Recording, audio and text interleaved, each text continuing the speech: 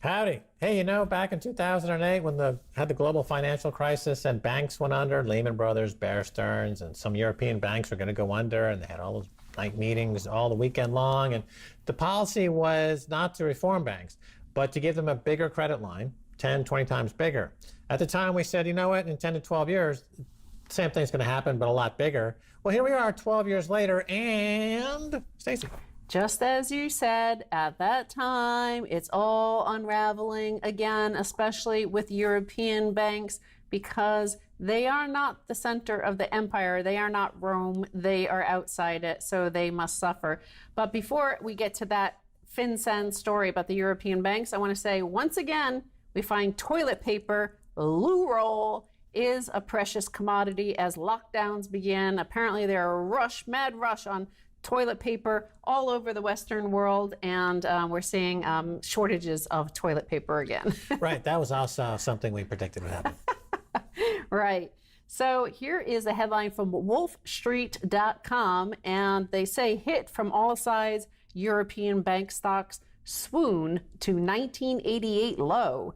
Leaks about money laundering, a resurgent pandemic, China risks, exposure to Turkey's financial crisis, all in a negative interest rate environment that is toxic for banks. So the Stocks 600 Banks Index, which covers major European banks, slumped 5.7% on Monday to close at 81.1, just a smidgen above the multi-decade low of 79 set in March. The last time before March that the index was below today's level was February of 1988 during the sell-off that followed Black Monday in October 1987, when it also slumped as low as 79. The index has collapsed by 85% since its peak in May 2007 after having quadrupled over the preceding 12 years. It's looking bad. Right. I mean, 1988 and the connection to 1987, Black Monday, the crash of that year, it's very important. And because the solution then was to extend bank credit facilities. That's how Alan Greenspan, Ronald Reagan, and Robert Rubin, the Plunge Protection Team, or the Working Group on Finance, the President's Working Group on Finance, decided that they would solve this problem by not punishing or reforming, but expanding the credit line of these banks. So they did exactly what they were doing, but on a bigger scale. And then we had, of course, another major move down in 1989. We had a bond crash, more or less, in 1993. We had the dot-com crash in 2000. We had the 2008 subprime crash. And each one of these crashes were caused by the exact same thing: over-indebtedness, too much leverage, and no accountability, no enforcement of regulations by the SEC and FinCEN and others. And each and every time, the policy from the central banks is to expand credit line and say, do it again, but do it bigger. And now in 2020, we have now a similar thing happening all over again. It's entirely predictable, entirely preventable. But as Alan Greenspan once said, that their job is not to do anything to proactively stop chaos. Their job is only to react to the chaos by printing more money. So if you're in the chaos business and you know you're going to get bailed out with the Greenspan pin, Greenspan put, the Ben Bernanke put, the Janet Yellen put, the Jay Powell put. In other words, you know the central bank is going to cover all your mistakes and let you keep all of your bonus money no matter how many laws you break. Well, you're not going to stop, are you? Well, one reason for the rout was the release of a report by the International Consortium of Investigative Journalists on Lenders that had facilitated $2 trillion in suspicious transactions. HSBC, Deutsche Bank, Standard Chartered, JP Morgan Chase, and Bank of New York Mellon were implicated. Over almost 2 decades, the 5 banks had enriched themselves and their shareholders while facilitating the work of terrorists, kleptocrats, and drug kingpins, the report said. So, of course, we cover this all the time. We covered precious metals manipulation over and over. We had guests on who pointed out exactly how it was happening, where it was happening, at exact seconds that it was happening. And it took, they got to steal billions of dollars, and then they had to pay back some of it. And this will happen, again this time, because of course FinCEN will have to be seen to be doing something. They'll have to respond to this report and do something, and they'll crack down. But they won't crack down on JP Morgan and Deutsche Bank and HSBC. It'll seem like it to the news, to the ordinary voter. They'll think, wow, Deutsche Bank paid $2 billion. That's a lot of money. But of course, it's going to be backdoored through the taxpayer. They're going to pay it out. Nobody will go to jail. In the meantime, they will crack down on ordinary small investors, small business people, ordinary people, and we'll get into that in a second. So for 11 years, I've been saying that JP Morgan and Jamie Dimon have been funding terrorism. And now FinCEN has come out and said exactly that. And as you say, nothing will be done at all. I mean, it's that old Woody Allen joke, right? I mean, he goes to the doctor and he says, "Doctor, my brother thinks he's a chicken." And the doctor says, "Here, take these pills." And he goes, "No, you don't understand. We need the eggs." So even though FinCEN says these banks are committing terrorism, the Justice Department will say, we need the eggs. We need the money. We need the revenue. We need the profits. We need the billionaires. Well, Max, what you described there is the Holder Doctrine. Of course, you and I, right here on Keiser Report, cornered Eric Holder, former Attorney General of the United States, who let HSBC off the hook. Many of these articles have been pointing out that HSBC only signed a deal a few years ago with Eric Holder, saying that they promised never to commit any more crimes. And these documents show that they indeed continue to launder money for drug cartels and other people. That's really incredible. It's outrageous. The HSBC, I remember that. They cut a deal with Eric Holder under Obama, and that they wouldn't commit crimes anymore. And then they're recidivist. You know, they just continue to do so blithely, knowing that there's no rule of law. Go Google Keiser Report Eric Holder, and you'll see exactly. We confronted him on this issue. We told them they would commit crimes again. He said they wouldn't commit crimes, and he thought he did a good job at extracting $1 billion or $2 billion from them, and that was all he needed to do. And the Eric Holder doctrine does say that they can't go after these big banks because that might jeopardize the entire financial system. So what you're seeing as a response, and Wall Street goes into it, is that there's a consolidation, another wave of consolidation, because after the crime wave that led to 2008, you saw consolidation after that. The actual criminal banks, the most criminal banks, got bigger. And here you're going to see the same exact thing. And again, we're going to point out what this FinCEN release is. And, you know, these were documents, somebody within FinCEN released these documents, and they're considered really, really, really of the top most confidential documents. So if whatever the whistleblower, whoever released these documents, does face like decades in prison if they do get caught. But the problem with this is that there are millions and millions and millions of these SARs, reported. Like anytime there's any transaction, if you receive or spend more than $10,000, you get reported to FinCEN as suspicious activity report. You get one of these SARs reported on you because the banks, they just send it in just to avoid getting a fine. So that we sent you it to FinCEN. So FinCEN gets overwhelmed with all these millions and millions of documents because everybody is reported, not just the bad guys. So here they say Deutsche Bank appears to have facilitated more than half of the leaked $2 trillion of transactions, which were flagged to the US government, but rarely read by investigators, let alone acted upon, according to Deutsche Welle. Experts said that some banks treat suspicious activity reports, the SARs, as a kind of get-out-of-jail-free card, filing numerous reports on the same clients detailing their suspected crimes over the course of years while continuing to welcome their business. Right. Well, we've talked about Deutsche Bank as being potentially the next Lehman Brothers, and certainly they don't look good at the moment. But, you know, this consolidation is a key point. So remember, like the 5 crime families of New York during the 70s. Yeah. What if Giuliani went in there and as he arrested and busted one crime family, the remaining 4 consolidated and became bigger. And that continued until he just had one super crime family that was too big to prosecute. And that was a risk, right? So that's why they came up with RICO. Racketeering charges. And for 11 years, we've said the only way to curb Jamie Dimon, HSBC, JP Morgan, Goldman Sachs, BNP, all these major banks, is to apply anti-racketeering law. That's the only way you're going to stop it.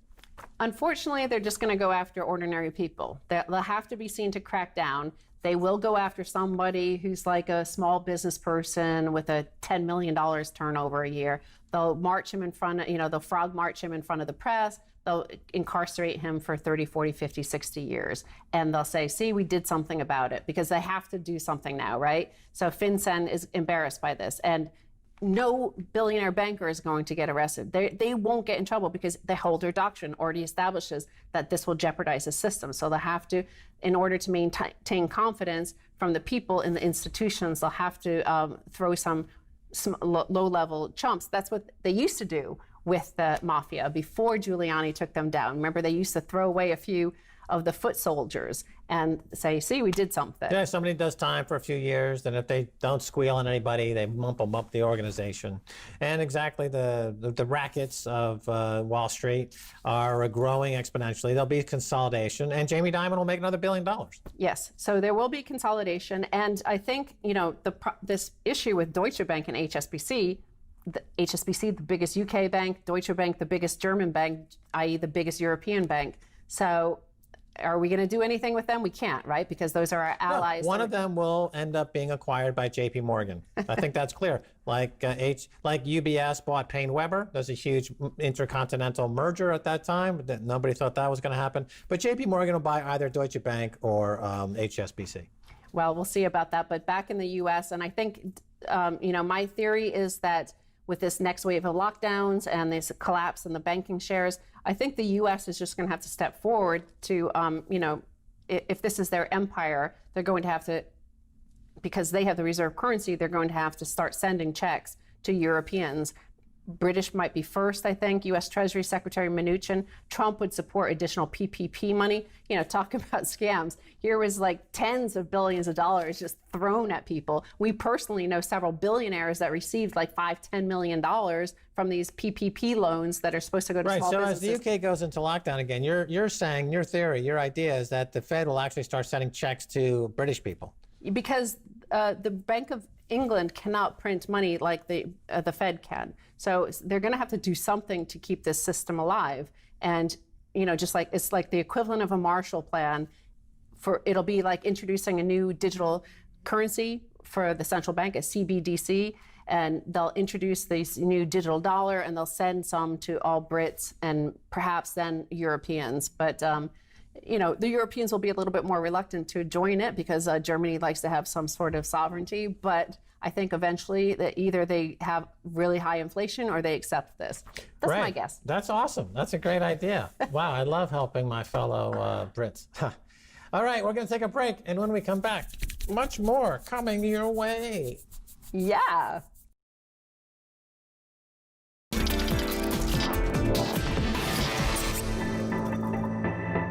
Welcome back to the Keiser Report. I'm Max Keiser. Time now to turn to Brian Romilly of VoiceFirst.expert and Around the Coin podcast. He's an expert in payment systems and a observer, more of a renaissance man of many technological matters such as artificial intelligence and space travel. Brian, welcome to the Keiser Report.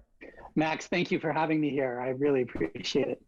All righty. So you also have an interest in music, correct?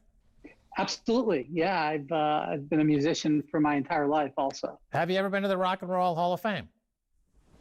Yes, twice. And what is your favorite exhibit there? Oh my gosh. Anything that has guitars in it. So basically, I walked through the entire place in awe. It's an amazing place. Right. Well, I figured as much because your Twitter icon has you with a guitar, and I'm thinking, oh, this guy is a guitar man. So anyway, let's move on to the matter at hand. So you've got a background in payments and artificial intelligence relating to voice technology. So I wanted to pick your brain a little bit about what's going on with TikTok, right? TikTok is this app that is a lot like Vine was with Twitter many years ago, but then they've got a Chinese version here. It seems that the company's artificial intelligence scares and entices the U.S. government and corporation. So does TikTok use artificial intelligence, and why does it got so many people, get their feathers in a flutter? Great question, Max. I think what's going on is what we would normally call iteration over somebody's behavior and context. So essentially what's going on is as you engage with content on TikTok, the algorithm or the AI, it's really just an algorithm that optimizes to what you like, starts creating predictive behavior.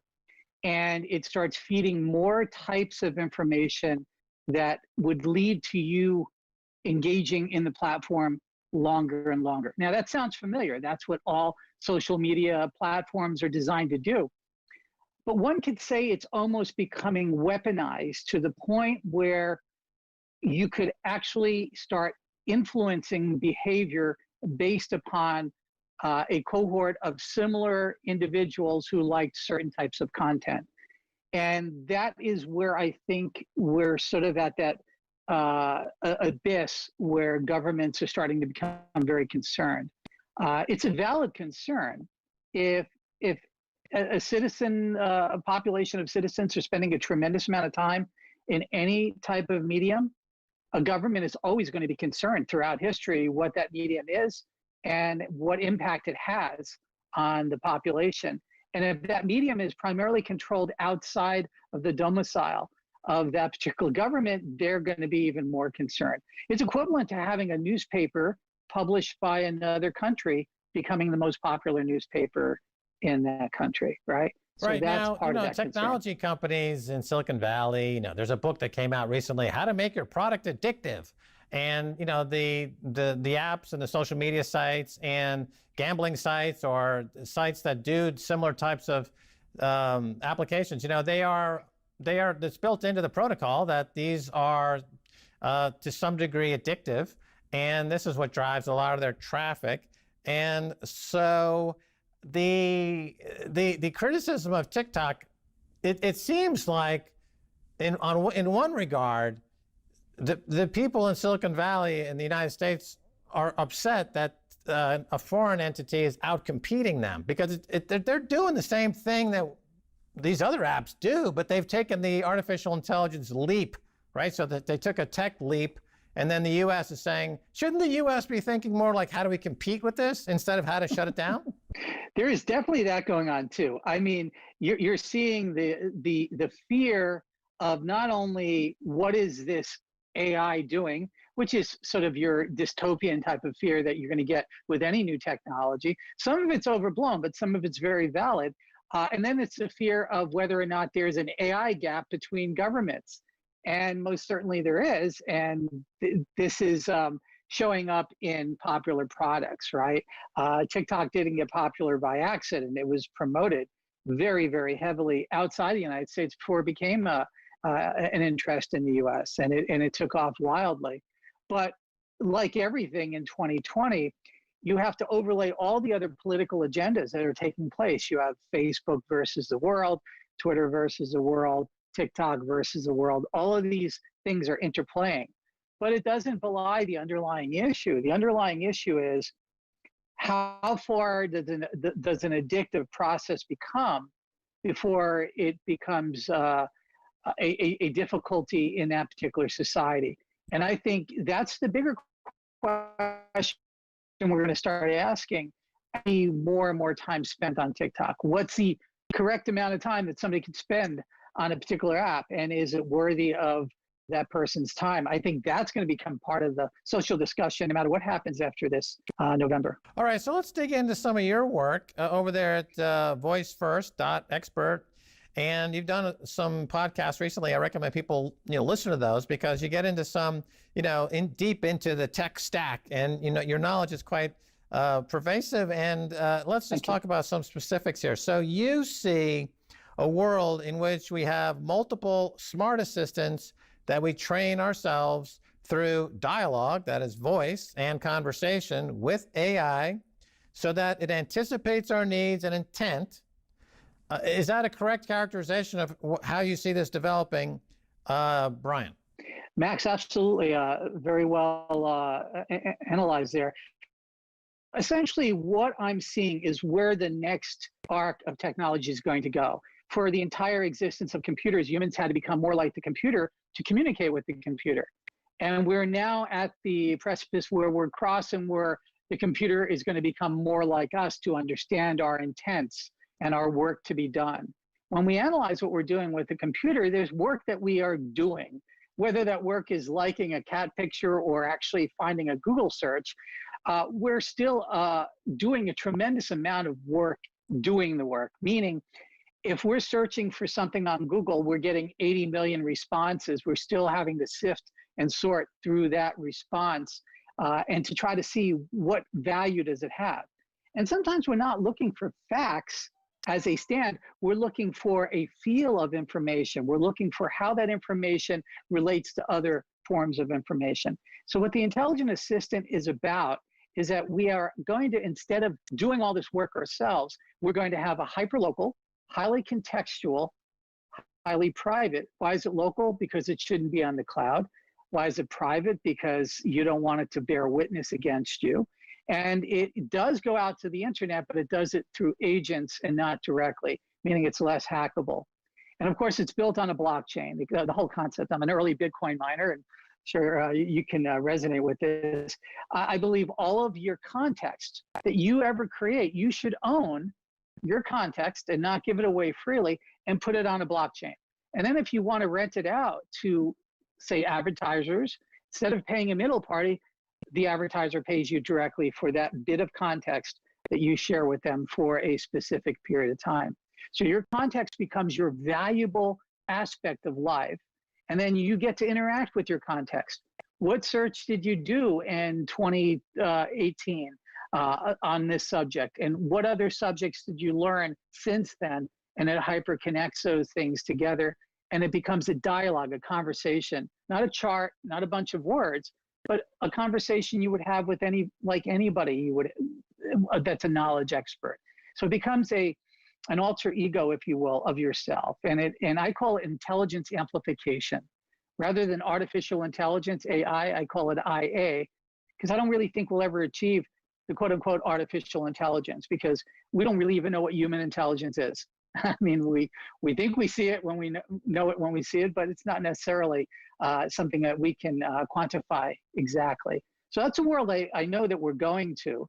The question is, all of us have to make is who's going to be in control of it? Is it going to be a major corporation? And is it going to be in the cloud, open for anybody to have its way with your context? Or is it going to be hyperlocal and blockchain so that you can actually have ownership of everything you've ever seen, heard, and written? You know, that's the direction that I've been building in my garage lab, if you will. Part of your work and what you're talking about here is that we need to get away from the keyboard. The keyboard is archaic, and as a way to interface with computers, it doesn't catch the nuance. It doesn't catch the intentions of what we're doing like voice does. And so your work with voice capture and turning an inner AI and voice is to allow for intent to permeate the relationship, and so therefore it becomes more predictive and reactive. And the blockchain comment is, that is really a very important aspect to this, because as I saw on Twitter recently, somebody made the point that we're moving from Adam Smith's idea of the wealth of nations to the wealth of individuals. So individuals have a wealth, and that wealth is then, if it can be suitably attached to a blockchain and I can maintain my wealth, then I have economic agency in an economy, in a purely digital economy. And certainly with Bitcoin, you've got 100 million Satoshis per Bitcoin. Conceivably, I'll throw this out there, a marketer wants to sell me something, and just for entree to my individual sovereignty is going to cost them a few Satoshi just to knock on the door, right? Precisely. I've got agency. They want my attention. And right now we're confronted with a fire hose of images that we have no control over. We feel overwhelmed. This gives us back some control. Is that a fair statement? Absolutely, Max. Brilliant. You know, we are in an ocean of data, and yet we're starving wisdom. And I have this pyramid concept. The very bottom level is data, and it's information, then knowledge, then insight, and then wisdom. And part of the structural problem in society today, I think, is we've reached our Shannon limit, our capacity to absorb new information, because we're drowning in data that doesn't really serve us. So it has a bi-directional aspect. You have agency and ownership of your context, which you've been giving away free in the entire digital era. I mean, we've made this deal with these free services, and I don't think we've gotten our value back. And some people are saying, well, my context isn't worth that much. I urge you to really analyze it. Your context is probably worth many multiples than what you could ever imagine. And I love that Adam Smith context, because I really believe that that's the direction we're going in. And so we're kind of predicting a world where the middle party, the mediators, are going to disappear. And those are the let's call them the people from the past, like Google and Facebook, who've been mediating the advertiser to your context. You eliminate them by selling your context directly when you feel like it, if you feel like it, and you can withdraw it at any time. And yeah, you can definitely get paid by Bitcoin, and that would absolutely change a lot of people's lives. Well, this is great. We're going to carry it over for our second segment, and that's going to do it for this episode. Keiser Report with me, Max Keiser, Stacy Herbert. Want to thank our guest, Brian Romilly. Till next time, bye, y'all.